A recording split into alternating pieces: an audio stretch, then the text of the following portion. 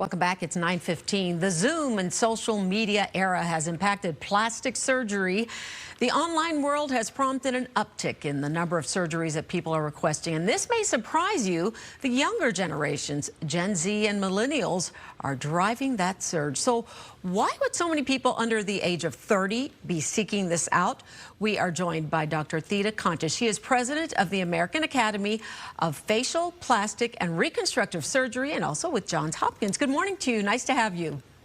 Good morning. Thank you for having me. Yeah, so shocking to hear people under 30 are the ones who are trying to spend the most money getting this done. What's going on? Well, a few things. Certainly the popularity of earlier maintenance is becoming so well known now thanks to social media. So young people are looking for things that can prevent aging.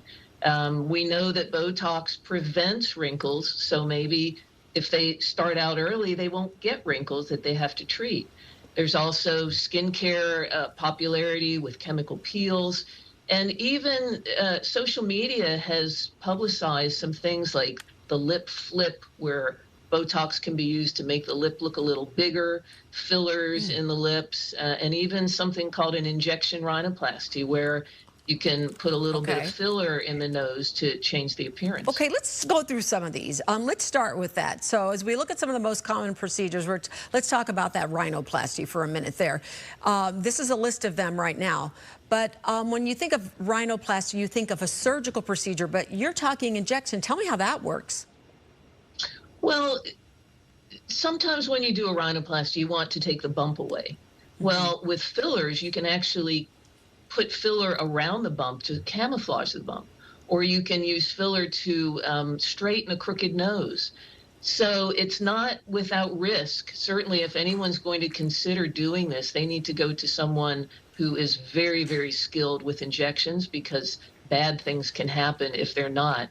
But certainly, surgical rhinoplasty has always been something that the younger generation has gravitated towards. So we're seeing both of those. Okay, so let's go through these next ones fairly quickly here so we can get them all in. So we're talking ear reduction surgery, otoplasty, and I want to ask you also about this. Who's doing this, and at what point do you need to consider the age before you actually, as a parent, allow a child to do something like this? Otoplasty is actually for children whose ears stick out. And believe it or not, we try to do that before they enter first grade, because they do get teased a lot. So that's a surgery that even children sometimes undergo. But we're seeing older millennials and Gen Z patients also noticing their ears stick out on their selfies. So they want to treat that as well. Yeah, it's all about those selfies, the social media. Okay, upper eyelid surgery. We're talking Botox.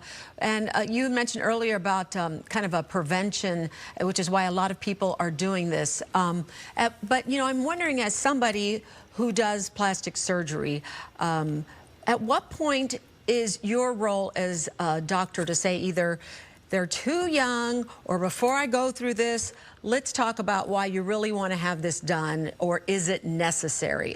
Parents get a lot of pressure from young kids, and you don't want to see your child not having confidence in themselves and doing something they might even later regret.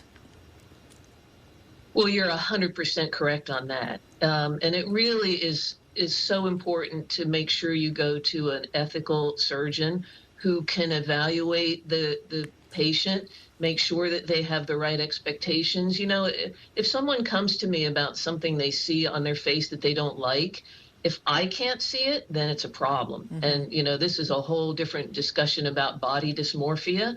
But, there is a lot of psychopathology out there, and you have to be sure that you're doing a procedure for the right reason on the right patient, and make sure that they have the right expectations. Yeah, we're looking at some video here that you guys had sent to us, I guess, I believe, of some before and after. It's kind of hard to tell. Sometimes that surgery is so subtle, you wonder, wow, was that really necessary? Because it's not cheap. But I think you also brought up something I want to reiterate as we wrap here is, obviously, everybody needs to make sure they go to a board-certified person who knows what they're doing, so you don't end up not only regretting but having a disaster. Dr. Theda Contis, president of the American Academy of Facial, Plastic, and Reconstructive Surgery. Thanks for joining us. Thanks for having me. It's